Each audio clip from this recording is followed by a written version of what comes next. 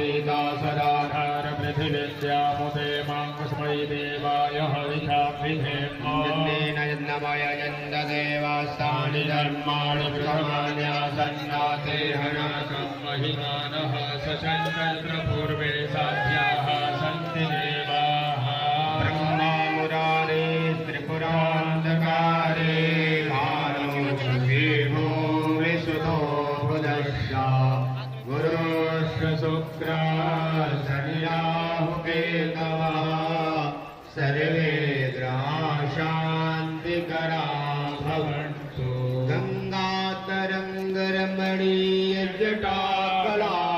गङ्गातरङ्गरमणीयजटाकलापां गौरी निरन्तर विभूषितवामभागा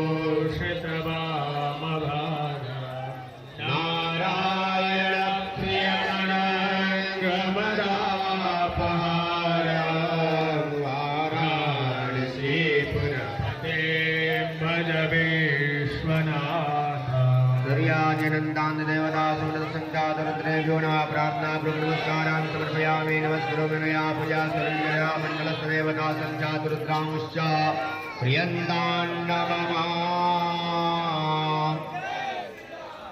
योगिनी मंडल पूजनम महाकाली महालक्ष्मी महासरस्वती सहित 64 योगिनियों का पूजन करेंगे आप लोग।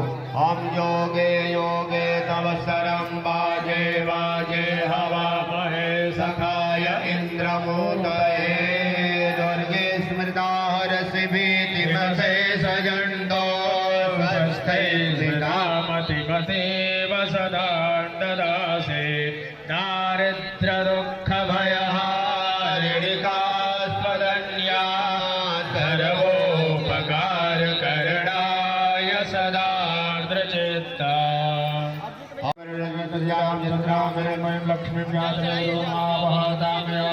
लक्ष्मीं लक्ष्मी मनभामिनीं यशामिरण्यं विन्देयङ्गामस्वं अश्वपूर्वामृतमद्यां हस्तिनादप्रबोधिनीं श्रियं देवीमुपह्वये श्रीमादेवी जोषकां सोऽस्मितां हिरण्यप्राकारां मार्तां ज्योतिन्द्रवित्रां निर्वयन्तीं पद्मसितां पद्मनान्तां निरूपह्वये श्रियं चन्द्रां प्रभासां सा ज्वलन्तीं श्रियं लोके देवजिष्ठापदारां तां पद्मनीमीं शरणमहं प्रपद्ये लक्ष्मीर्मे नश्यतां त्वां प्रणये आदित्यवर्णे दशोऽधिजातो वनस्पतिस्थो वृक्षो बिल्वः तस्य फलानि लक्ष्मी रूपेण संस्थिता नमस्तस्यै नमस्तस्यै नमो नमः या देवी सर्वभूतेषु शक्ति रूपेण नमस्तस्यै नमस्तस्यै नमस्तस्यै नमो नमः या देवी सर्वभूतेषु संस्थिता नमस्तस्यै नमस्तस्यै नमस्तस्यै नमो नमः या देवी सर्वभूतेषु दयारूपेण इसमें क्या है ना कि भीड़ ज्यादा दिखता है ना, नमस्तस्यै नमो नमः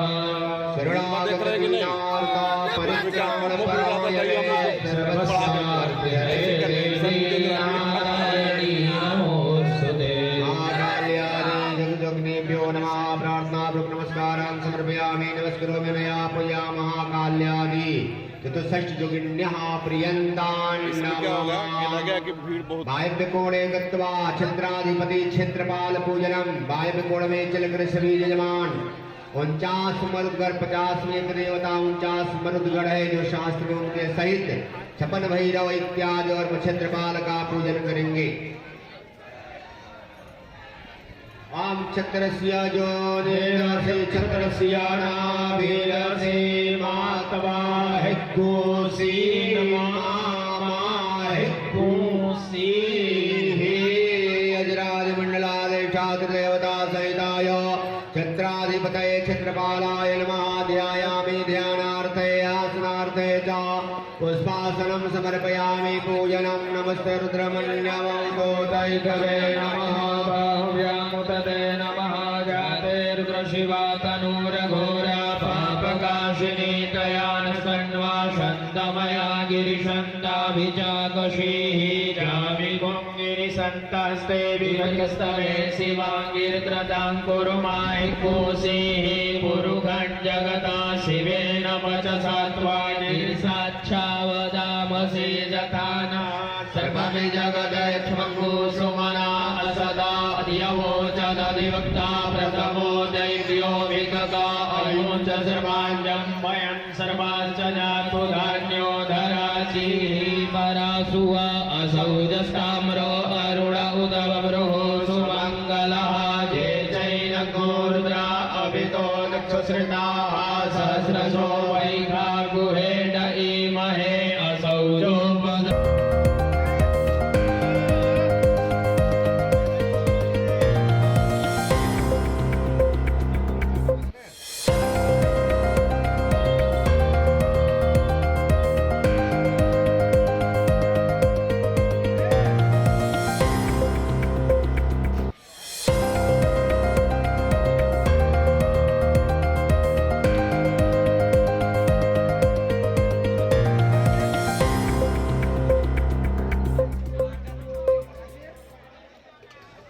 सत्येंद्र कुमार सिंह जी हमारे बड़े भाई और मुख्य संपादक SNS 24 न्यूज, पहले ये दैनिक जागरण के भी हेड थे बेरमो के, सत्येंद्र सिंह भैया जी।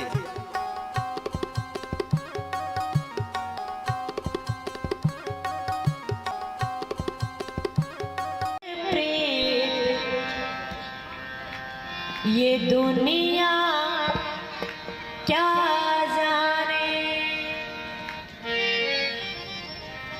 हो मेरी लगी, हो मेरी लगी, हो मेरी लगी शाम संग प्रीत, ये दुनिया क्या जाने, लगी शाम संग प्रीत, ये दुनिया क्या जाने, लगी शाम संग प्रीत, ये दुनिया क्या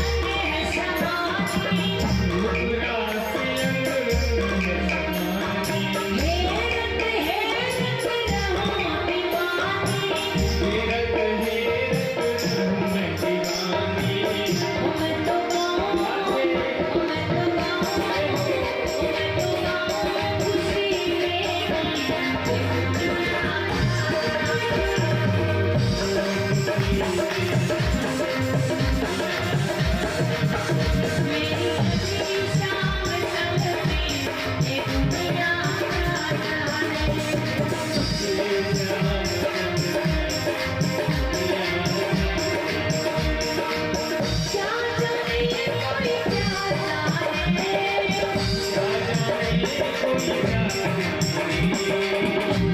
जाने कोई क्या जाने,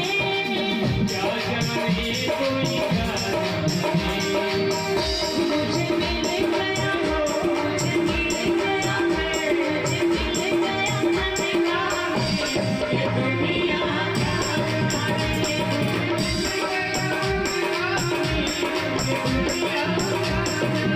ओ मेरी लकी, ओ मेरी लकी, ओ मेरी लकी शाम लगती, ये दुनिया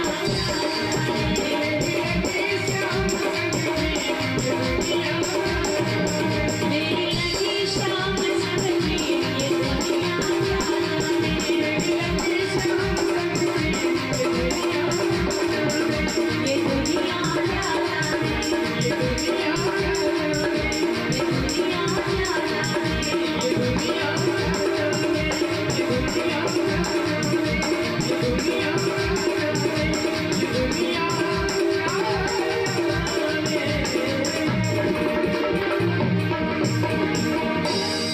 ये दुनिया बोली दादी रानी सती की जय, बोली बाबा गंगाराम तक मणि भेंट के रूप में उन्हें दे देते हैं। अब देखिए वो इंसान है, मानव है, तो मानव को कोई मूल्यवान चीज मिल जाती है तो थोड़ा घमंड आ ही जाता है।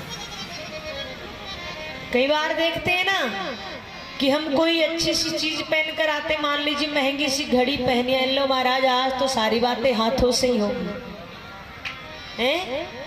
या फिर माताएं आज तो अच्छी अच्छी सुंदर सुंदर चूड़ियां पहन कर आ रही है, फिर तो लो महाराज सारी बातें हाथों से, ये है ऐसे है वैसे होता है ना।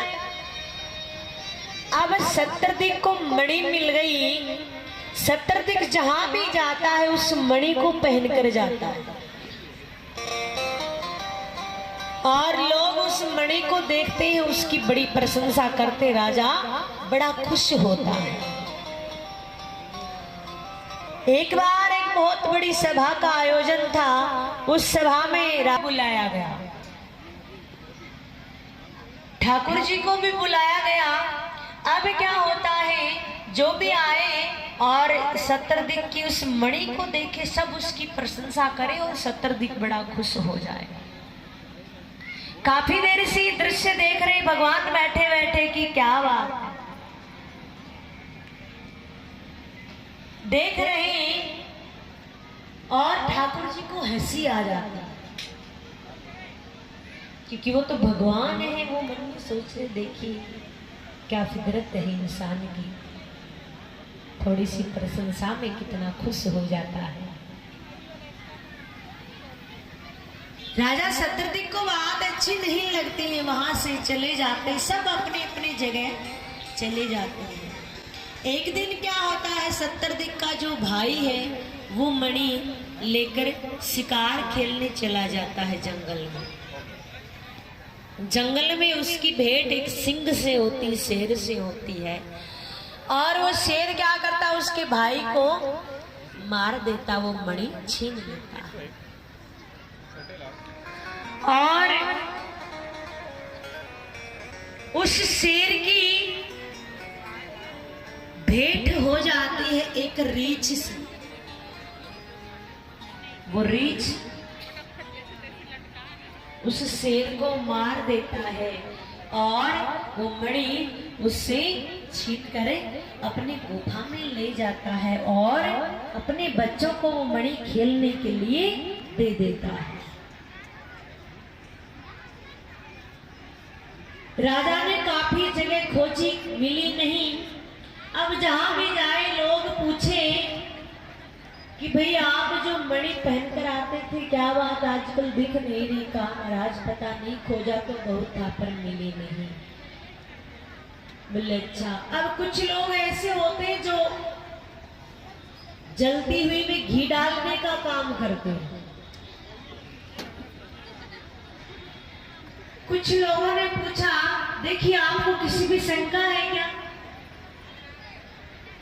बोला नहीं, कोई शंका नहीं है। बोले किसी ने कुछ कहते हुए सुना था? बोला नहीं, सुना तो नहीं था।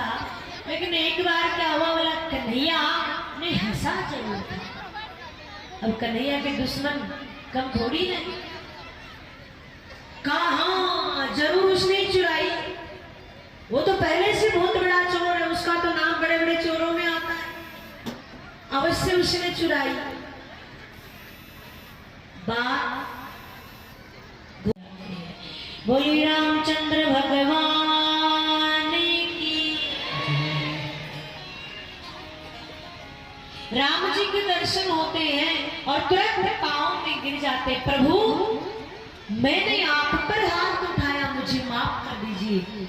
भगवान मेरे से गलती हो गई, मुझे मालूम नहीं था, मुझे आप माफ कर दीजिए, मैंने आप पर हाथ उठाया। भगवान ने कहा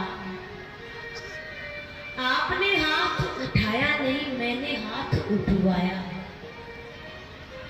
बोला क्यों?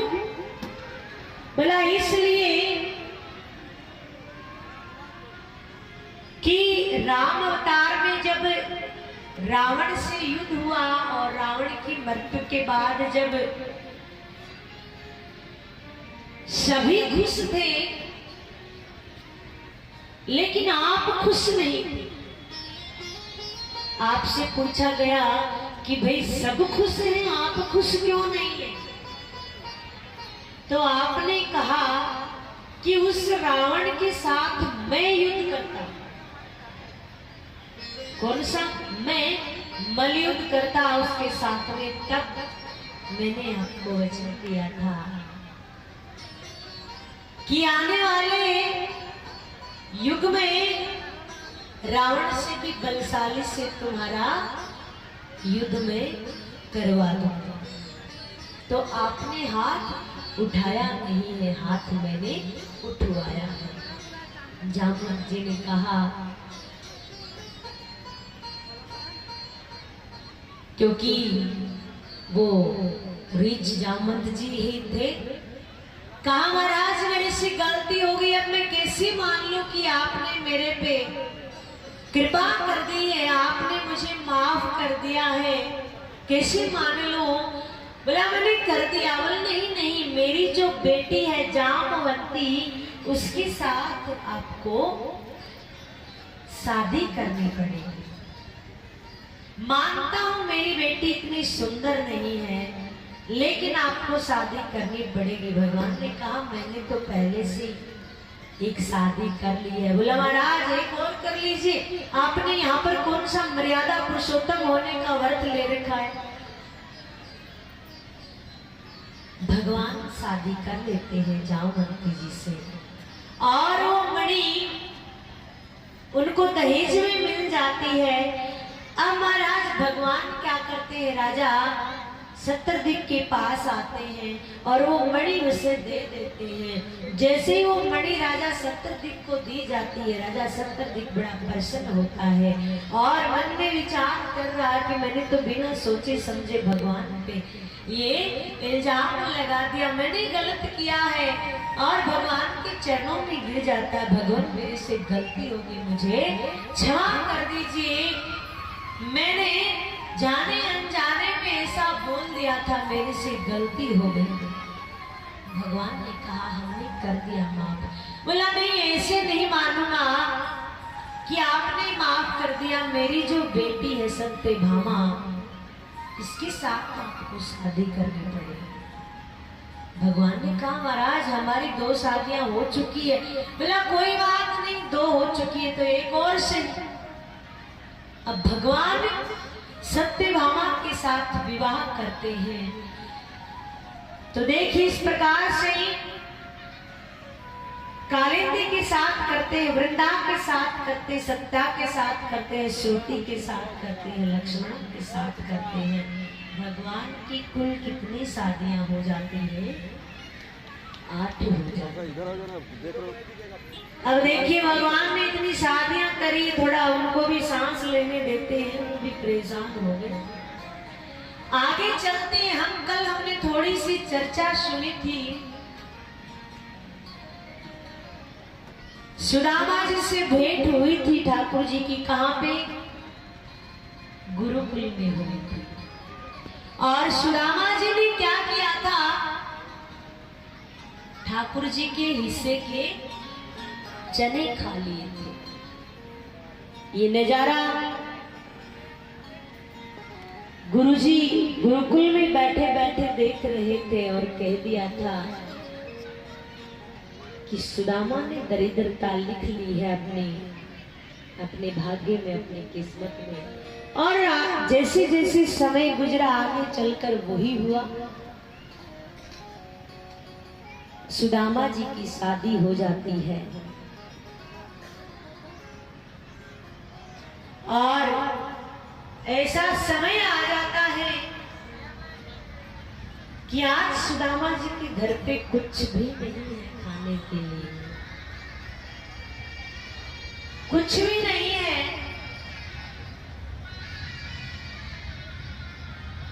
सुदामा जी की जो पत्नी है उसको मालूम हो जाता है कि इनके मित्र है कौन, वो द्वारिकानाथ, वो कन्हैया इनका मित्र है, इनका लंगोटिया यार है। अगर ये उनके पास चले जाएं तो इनको वो काफी सा धन दे देंगे और हमारी जो ये गरीबी है दूर हो जाएगी। ऐसा भाव उसके मन में आता है। आकर बोलती है सुदामा जी से, देखिए मैंने सुना है आपका मित्र है वो द्वारिकाधीश, आप उनसे मिलने क्यों नहीं चले जाते, थोड़ी सहायता मांगने के लिए क्यों नहीं? ये तो सही एक बार, आप उसे अपना मित्र बताते हैं। सुदामा जी ने कहा, देखिए इतना समय गुजर गया, आज तक मैं नहीं गया और अब विपत्ति आन पड़ी है, समस्या आन पड़ी है तो मैं उससे सहायता मांगने जाऊं? नहीं, मैं नहीं जाऊंगा, कुछ लेने में नहीं जाऊंगा, बिल्कुल नहीं जाऊंगा। उनकी पत्नी समझ जाती है कि ऐसे तो ये जाएंगे नहीं। कहती महाराज चलो मांगने मत जाना, कम से कम मिलने तो चले जाओ, क्योंकि उनको मालूम था कि जिस हाल में ये हैं, जैसे इनके वस्त्र है, कैसा हाल इनका हो रखा है, इस हाल में ये जाएंगे कन्हैया से मिलने तो अपने आप समझ जाएंगे कि सुदामा की स्थिति क्या है। उनको बताने की आवश्यकता नहीं है, वो अपने आप समझ जाएंगे। अब महाराज जब कहा कि मिलने चले जाइए तो भगवान के बारे में सब जानती है, वो मिलने का नाम लिया तो सुदामा जी बोलते हाँ मिलने चला जाऊंगा, मैं मिलने चला जाऊंगा। अब मिलने के लिए तैयार होते हो और जाने लगते हैं। उनकी पत्नी क्या करती है, कुछ चावल उसकी पोटली बांध देती है, फटा सा पुराना सा कपड़ा लेती है और देखिए घर में कुछ नहीं है, जो चावल बांधती हो 4-5 घरों से मांग कर लाती, 4-5 घरों से मांग कर लाती है। किसी के घर के लंबे चावल है, किसी के घर के छोटे चावल है, किसी के घर के ज्यादा सफेद है, किसी के घर के थोड़े मटमैले से चावल है, बराबर नहीं है किसी के भी घर के। विचार करती है कि जैसे ही वो द्वारिकानाथ इन चावलों को देखेगा तो अपने आप पहचान जाएगा कि सुदामा के घर की स्थिति क्या है, अपने आप समझ जाएगा। चावलों की एक पोटली बांध देती है और वो पोटली लेकर सुदामा जी चल पड़ते कि आज मैं मेरे मित्र से मिलने जा रहा हूँ, मैं उस कन्हैया से मिलने जा रहा हूँ। चलते हैं, चलते चलते वो द्वारिका पहुंच जाते हैं और जैसे वो नगर में प्रवेश करते हैं, इतनी सुंदर वो नगरी, अब जानते हैं नहीं तो वहां पे कुछ लोग मिलते हैं, उनसे पूछते हैं कि महाराज मुझे उस कनुआ का महल बताइए, उस कनुआ का घर बताइए। अब लोग कहते महाराज ये कनुआ कौन है? क्योंकि वो तो बचपन में मिले थे, तो बचपन में कन्हैया को कनवा ही बोलते थे कि महाराज ये इतना ओछा शब्द बोल रहे हैं, ये कनवा कौन है? हमारे यहाँ तो कोई नहीं है, क्योंकि द्वारिकाधीश है, भगवान है, तो मान सम्मान से बोलते हैं हम तो। लेकिन वो तो बचपन के मित्र हैं, वो तो कनवा ही बोल रहे हैं। एक समझदार व्यक्ति आता है और बोलता है कि ये तो अपने द्वारिकाधीश को ही कनवा बोल रहे हैं। बता देते कि ये जो बड़ा सा महल दिखाई दे रहा है, यही उस कन्हैया का महल है, यही उस द्वारिकानाथ का महल है। जैसे ही द्वार पे पहुंच जाते हैं, अब उनका भेष ऐसा, तन पे कुछ नहीं, एक फटी पुरानी सी धोती पहन रखी है, वो भी पता नहीं कितनी जगहों से सिली हुई है। ऐसा हाल देखते वो द्वारपाल अब सुदामा जी अंदर जाने की कोशिश कर रहे हैं, वो उनको वहीं रोक लेते हैं। जब वो उनको वहीं रोकते हैं तो क्या सुंदर भाव है, आइए सुनिए बड़े प्रेम से।